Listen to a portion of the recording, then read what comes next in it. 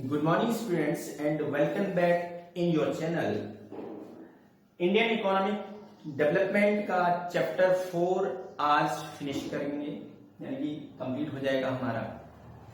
इससे पहले इसकी 2 वीडियो और बन चुकी हैं और चैप्टर इससे पहले हम 3 चैप्टर्स को पढ़ चुके हैं। आज 4th चैप्टर भी कंप्लीट होने वाला है और 4th चैप्टर में हम पढ़ रहे हैं इंडस्ट्री 1947 टू 1990 और इससे पहले हमने इसमें इंडस्ट्री की सबसे पहले हमने इसमें फर्स्ट वीडियो में क्या पढ़ा। फर्स्ट वीडियो में हमने इसमें इंडस्ट्री की जो नीड थी वो पढ़ी, इंपॉर्टेंस क्या है, और दूसरा हमने ये पढ़ा कि गवर्नमेंट का इंटरफेयर करने की क्यों नीड थी इंडस्ट्रियलाइजेशन में, यानी कि इंडस्ट्रियलाइजेशन में गवर्नमेंट को अपने हाथ में लेने की क्यों नीड थी, ये पढ़ा। सेकेंड वीडियो में हमने पढ़ा आईपीआर 1956। आईपीआर है इंडस्ट्रियल पॉलिसी रेजोल्यूशंस 1956 में, जो 1956 में एक रूल्स एंड रेगुलेशन बनाए गए इंडस्ट्रियलाइजेशन के, जिसे आईपीआर 1956 कहा गया। उसमें ये गवर्नमेंट का जो रोल है उसे लीडिंग रोल कहा गया। लीडिंग रोल पर गवर्नमेंट रखी गई। गवर्नमेंट सेक्टर जो है प्राइमरी रोल करेगा और जो प्राइवेट सेक्टर है उसको सेकेंडरी रोल दिया जाएगा, उसका बहुत कम होगा इंटरफेयर। तो ये कहा गया, ये आईपीआर 1956 में उसके हमने कैरेक्टरिस्टिक्स पढ़े। आज हम पढ़ेंगे डेवलपमेंट ऑफ एसएसआई।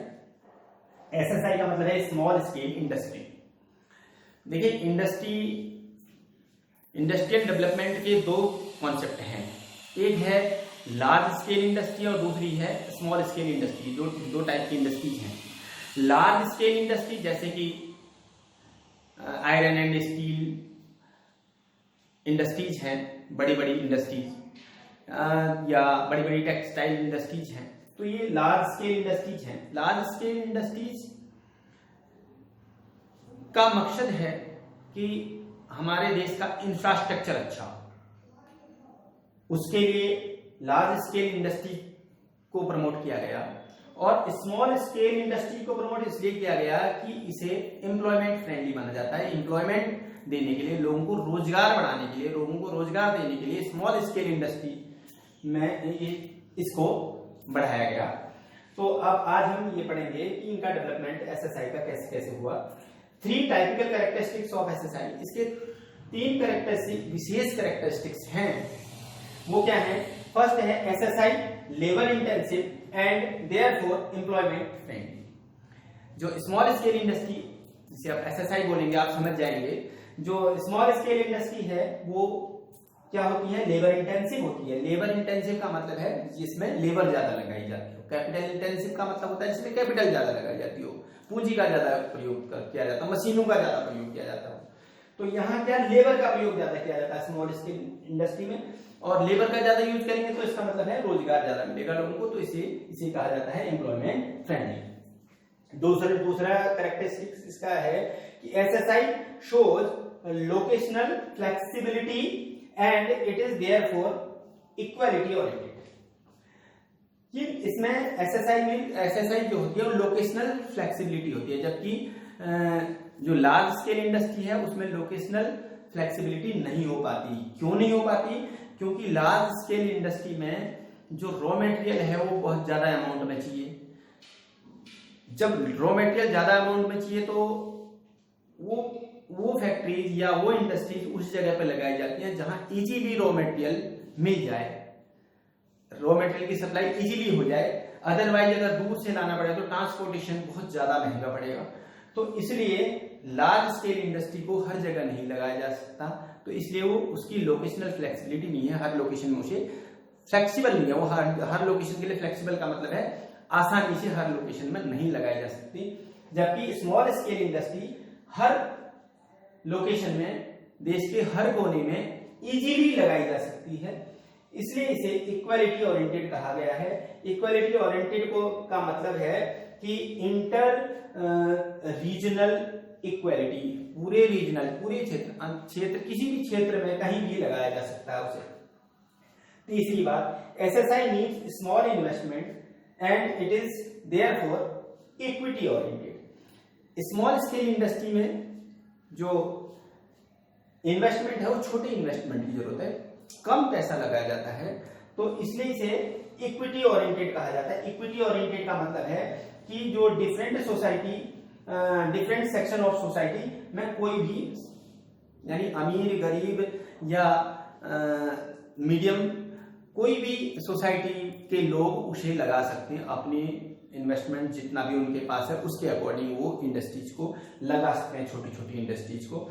इसलिए इसे क्या कहा गया है, इक्विटी ओरिएंटेड कहा गया है। जबकि लार्ज स्केल इंडस्ट्री में एक ह्यूज अमाउंट की जरूरत होती है, बहुत ज्यादा पैसे की जरूरत होती है, इसलिए उसे हर कोई नहीं लगा सकता।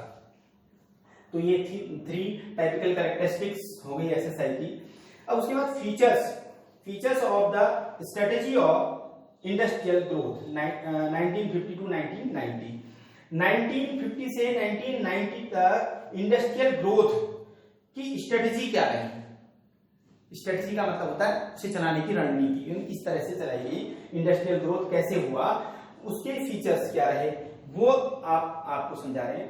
इसमें पहला है public sector enterprises, public enterprises were to play a central role and private sector secondary role. तो पब्लिक सेक्टर, पब्लिक इंटरप्राइजेस का यानी कि जो गवर्नमेंट की इंडस्ट्री थी वो सेंट्रल रोल पर रही, यानी कि गवर्नमेंट की जो इंडस्ट्री है वो ज्यादा रही, गवर्नमेंट का ज्यादा रोल रहा और जो प्राइवेट सेक्टर का बहुत कम रहा, पहली बात। दूसरी बात, कब तक? 1950 से 1990 तक, अब नहीं, अब तो प्राइवेट सेक्टर का रोल ज्यादा है। दूसरी बात, industrialisation focused on import substitution. जो इंडस्ट्रियलाइजेशन किया गया यानी कि जो औद्योगिकरण हुआ उसका वो फोकस किस पर था? उसका इंपोर्ट सब्स्टिट्यूशन पर। इंपोर्ट सब्स्टिट्यूशन का मतलब होता है कि ऐसी चीजें बनाना जो हम इंपोर्ट करते हों, विदेशों से मंगाते हों, इंपोर्ट करते हों, उनको अपने देश में बनाना, तो उसे बोला जाता है इंपोर्ट सब्स्टिट्यूशन। ये फोकस रहा। तीसरी बात, domestic industry was to be protected from foreign competition. जो डोमेस्टिक इंडस्ट्री थी, जो अपने देश की इंडस्ट्री, जितने भी ये एसएसआई या लार्ज स्केल इंडस्ट्री, तो ये जो अपने देश की इंडस्ट्री थी उनका प्रोटेक्शन किया गया फॉरेन कंपटीशन से। प्रोटेक्शन कैसे किया गया? इंपोर्ट सब्स्टिट्यूशन से। इंपोर्ट सब्स्टिट्यूशन का मतलब है कि हमारे देश में वो चीजें बनाई जाए जो इंपोर्ट करके हम मंगाते हैं, यानी कि वो चीज विदेशों से ना मंगा करके हम अपने देश में बनाएं। जब अपने देश में बनाएंगे तो हमारे देश की जो भी पब्लिक है वो उन्हीं चीजों को खरीदेगी, जब बाहर की चीजें मिलेंगी नहीं, तो उससे क्या होगा कि अपनी जो अपना सेल्फ प्रोडक्शन है, अपने कंट्री का प्रोडक्शन है, वही सेल होगा, तो उससे कंपटीशन से प्रोटेक्शन मिलेगी, यानी विदेशी कंपटीशन नहीं होगा, विदेशी चीजों से कंपटीशन नहीं होगा तो उनसे प्रोटेक्ट किया जाएगा अपनी डोमेस्टिक इंडस्ट्री को। तो ये ध्यान रखते हुए इंपोर्ट सब्स्टिट्यूशन चलाया गया। चौथी बात, large scale industry for infrastructure. जो लार्ज स्केल इंडस्ट्री का जो फोकस था वो इंफ्रास्ट्रक्चर पर रखा गया और एसएसआई का जो फोकस था वो एम्प्लॉयमेंट एंड इक्विटी पर रखा गया। यानी कि जो लार्ज स्केल इंडस्ट्री है वो उसका जो मेन मकसद होगा वो होगा इंफ्रास्ट्रक्चर को स्ट्रॉन्ग बनाना और एसएसआई का जो फोकस होगा वो होगा एम्प्लॉयमेंट, लोगों को रोजगार देना। इतना नोट कर लीजिए। इसके बाद इनके गुड और बैड इफेक्ट और रह जाते हैं, उसे समझा देते हैं और चैप्टर फिनिश हो जाएगा आज। तो इतना नोट कर लीजिए, इसे अच्छे से स्क्रीनशॉट ले लीजिए।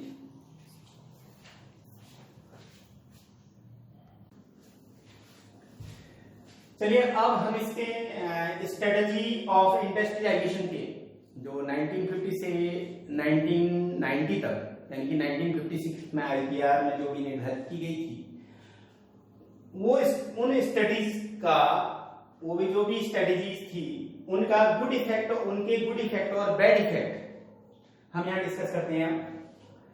किसी भी कोई भी स्ट्रेटेजी हो, कोई भी प्रोग्राम हो, जो भी रूल्स एंड रेगुलेशन हो, उनके बैड इफेक्ट और गुड इफेक्ट दोनों होते हैं।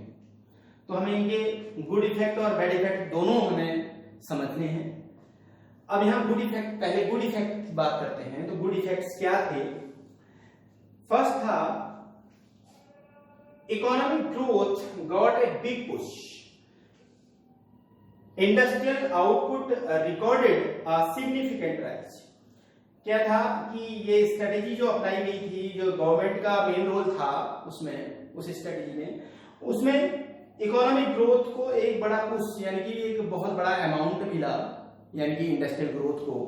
और इंडस्ट्रियल ग्रोथ, जब इंडस्ट्री में एक बड़ा अमाउंट गवर्नमेंट ने लगाया, इंडस्ट्री को आगे बढ़ाया, बड़ी बड़ी इंडस्ट्रीज लगाई, तो उससे क्या हुआ, जो आउटपुट हुआ इंडस्ट्रियल आउटपुट, वो बहुत काफी बड़ा आउटपुट। तो इसको एक बिग पुश यानी कि एक इंडस्ट्रियलाइजेशन को बहुत बड़ा हमारा ये प्रेशर आगे को मिला, जिससे कि आगे बढ़ गई इंडस्ट्रियलाइजेशन। दूसरा, diversification in the industrial sector. Industrial sector में डाइवर्सिफिकेशन हुआ। डाइवर्सिफिकेशन का मतलब है कि पहले जैसे 2-4 ही इंडस्ट्री थी, इंडस्ट्री बस वही इंडस्ट्री चलती थी। तो इंडस्ट्रियल डाइवर्सिफिकेशन का मतलब बहुत तरह तरह की इंडस्ट्रीज आई इंडिया में, मतलब बहुत सारी इंडस्ट्रीज लगाई गई, और तो इसे डाइवर्सिफिकेशन कहेंगे, भिन्न भिन्न तरह की, अलग अलग तरह की। और सनराइज इंडस्ट्री को आप जानते हैं किसे कहते हैं? इलेक्ट्रॉनिक इंडस्ट्री को कहते हैं। तो इलेक्ट्रॉनिक्स को, जो इलेक्ट्रॉनिक्स स्टार्ट हुई थी हमारे इंडिया में, उसे सनराइज इंडस्ट्री कहा जाता है, क्योंकि वो तभी स्टार्ट करी गई थी। Mark it's emergence in the domestic economy. उसने अपनी जो हमारी जो डोमेस्टिक इकोनॉमी थी, हमारी जो इंडिया की इकोनॉमी थी, उसमें अपनी एक इमरजेंस, अपनी उभरती हुई उसको स्टेज को दिखाया। कहने का मतलब वो सामने बढ़िया अच्छी निकल के आई इलेक्ट्रॉनिक्स वाली इंडस्ट्री जो है। तीसरी बात, growth of large scale industry. Growth of large scale industry projected and infrastructure shift in the Indian economy. Indian economy में जो लार्ज स्केल इंडस्ट्री ने जो इंफ्रास्ट्रक्चर को काफी मजबूत बनाया, वो उसने जो इंडिया का इंफ्रास्ट्रक्चर है वो बहुत स्ट्रॉन्ग बनाने में सहायता की। और उसके बाद फोर्थ पॉइंट है, growth of SSI made growth with social justice. और जो एसएसआई का जो डेवलपमेंट हुआ, एसएसआई स्मॉल स्केल इंडस्ट्री, उसने ग्रोथ विद सोशल जस्टिस का काम किया। यानी कि इकोनॉमी में ग्रोथ तो हुई, साथ में सोशल जस्टिस का मतलब है रोजगार लोगों को मिला, तो उससे समाज कल्याण यानी सामाजिक न्याय का मतलब है सभी लोगों को उभरने का अवसर मिला। तो इस तरह से ये इसके गुड इफेक्ट्स हैं। और अब बैड इफेक्ट्स क्या हैं? जब इतने गुड इफेक्ट्स हैं तो बैड इफेक्ट्स भी कुछ हैं।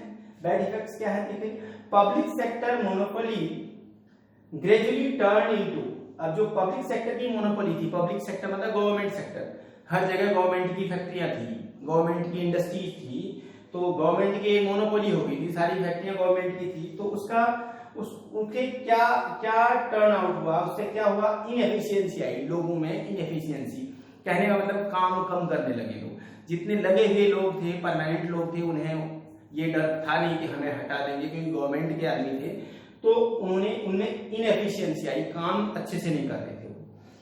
जो उन्हें एफिशिएंसी से वर्क करना था वो नहीं कर रहे थे। करप्शन बढ़ गया, भ्रष्टाचार बढ़ गया, और लीकेज एंड पिलफेज। और लीकेज का मतलब होता है कि विड्रॉ करना किसी चीज को। कहने का मतलब है जो भी हमारा प्रोडक्शन था या जो भी हमारी एक स्ट्रांगनेस थी वो कम होने लगी। लीकेज का मतलब होता है जैसे निकल जाना, यानी कि किसी को कम हो जाना वैल्यू, वो वैल्यू कम होने लगी। एंड पिलफेज का मतलब है कि चोरी, डकैती और इस तरह से राहगीरी, इस तरह से ये सब काम इसमें होने लगे। दूसरी बात, protection of domestic industry failed to achieve international standard of product quality. Protection, domestic industry का प्रोटेक्शन तो किया इंपोर्ट सब्स्टिट्यूशन को चला करके, यानी कि इंपोर्ट सब्स्टिट्यूशन का मतलब है हम विदेशी चीजों को नहीं, विदेशी चीजें विदेशों से नहीं मंगाएंगे, अपने देश में बनाएंगे, इससे प्रोटेक्शन करेंगे अपनी डोमेस्टिक इंडस्ट्री का। ये चीज कही गई थी इसमें। तो वो चीज उसमें क्या हुआ, उससे हम international standard of the product quality को हम भूल गए। कहने का मतलब है क्वालिटी अच्छी नहीं मिलने लगी, मतलब मिल नहीं रही थी। अच्छी ना मिलने का कारण है कि जो भी क्वालिटी थी, जो भी प्रोडक्शन था, वही चल रहा था, उसमें कोई सुधार नहीं आया। आपको एक एग्जांपल मैं बताता हूं कि 1990 तक, उससे पहले इंडिया में, अगर आप तो बच्चे हैं, आप अपने जैसे जो भी बच्चे पढ़ रहे होंगे, स्टूडेंट्स ही पढ़ते हैं, जो भी पढ़ रहे होंगे वो तो बच्चे हैं, लेकिन आप अपने बड़ों से पूछिए कि 1990 तक इंडिया में क्या थी, 2 या 3 तरह की कारें दिखाई देती थी रोड पे, जैसे कि एक फिएट है, एक एम्बेसडर है और 1-2 और, वही चलती थी, वही मॉडल चलता था, वही था सब। तो जब 1991 के बाद जो धीरे धीरे ग्रेजुअली ये चीजें बढ़ने लगी, आज देखते कितनी सारी वैरायटी हैं, एक से एक आपको कार देखने को मिलेंगी। तो क्या है, ये क्वालिटी जब इंटरनेशनल हो गया, यानी कि ग्लोबलाइजेशन हो गया मार्केट का, ये हम आगे बढ़ेंगे, 1991 से हुआ। तो जब ग्लोबलाइजेशन हो गया, यानी कि पूरा इंपोर्ट एक्सपोर्ट पूरी तरह से होने फ्री हो गया, सब चीजें होने लगी, तो क्या होगा, फिर इंडिया में जो इंडिया में कंपनीज थी, हम कार की बात नहीं करते, और चीजों की भी, उन्होंने भी अपने आप को इम्प्रूव किया। अगर इम्प्रूव नहीं करेंगे तो वो उनकी सेल खत्म हो जाएगी।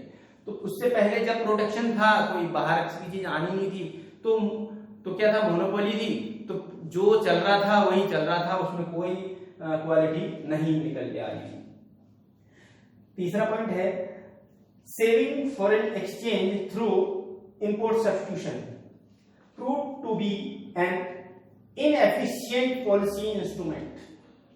जो सेविंग थी फॉरेन एक्सचेंज की थ्रू इंपोर्ट सब्स्टिट्यूशन से हम इंपोर्ट नहीं करेंगे, जिससे हम फॉरेन एक्सचेंज को बचा लेंगे।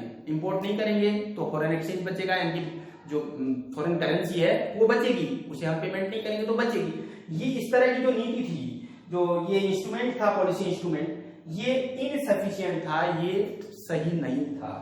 ये इनसफिशिएंट इसलिए था कि our foreign exchange reserves started shrinking, जिससे हमारे जब हम किसी से हम एक्सपोर्ट भी तो नहीं कर पाएंगे, जब हम इंपोर्ट किसी से नहीं करेंगे तो एक्सपोर्ट भी तो नहीं कर पाएंगे, क्योंकि जब हम व्यापार किसी से बढ़ाएंगे नहीं, किसी से लाएंगे, कुछ खरीदेंगे नहीं, तो कोई हमारी चीजें कब तक लेगा। तो जिससे फॉरेन एक्सचेंज आएंगे कहां से हमारे पास, तो फॉरेन एक्सचेंज आएंगे भी तो नहीं, और हमने जाने में तो रोक लगा दी, हम इंपोर्ट सब्स्टिट्यूशन कर रहे हैं, हम कोई चीज इंपोर्ट नहीं कर रहे, तो आएंगे कैसे, एक्सपोर्ट भी तो नहीं कर पाएंगे। तो ये समस्या थी।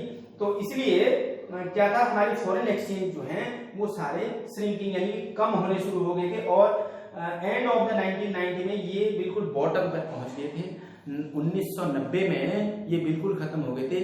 आप आगे भी बुक्स वगैरह में पढ़ेंगे, 1990 में एक कंडीशन ऐसी आ गई थी, इंडिया के पास जो जरूरी सामान मंगाना होता है, जैसे कि पेट्रोलियम प्रोडक्ट्स या कुछ ऐसी चीजें जो जरूरी इंपोर्ट करनी होती हैं, उनके लिए हमारे पास कोई फॉरेन एक्सचेंज का कोई स्टॉक नहीं था, 15 दिन का भी स्टॉक नहीं था। उस टाइम ऐसा हुआ, फिर इंडिया को अपना जो गोल्ड है, अपनी कंट्री का सारा गोल्ड जो है वो वर्ल्ड बैंक के पास गिरवी में रखना पड़ा, यानी प्लेस करना पड़ा, गिरवी रखना पड़ा, जिससे कि वहां से बोरोइंग यानी लोन लिया जा सके और अपनी आवश्यकता की चीजों को इंपोर्ट करा जा सके। तो वो कंडीशन आ गई थी। वो कंडीशन आने का कारण ये था, इन सब चीजों को देखते हुए फिर 1991 में न्यू इकोनॉमिक पॉलिसी लागू की गई, जिसे हम अब आगे पढ़ेंगे। तो अब जहां तक मैं समझता हूँ ये इंडस्ट्री वाला चैप्टर यहाँ फिनिश हो जाता है और आपको अच्छे से समझ में आ गया होगा। कहीं कुछ प्रॉब्लम हो तो उसे देख लें और पूछ भी सकते हैं, कमेंट कर सकते हैं। तो ये इसका स्क्रीनशॉट ले लें, इसके शॉर्ट नोट्स बना लें और अच्छे से स्टडी करें। Thank you very much.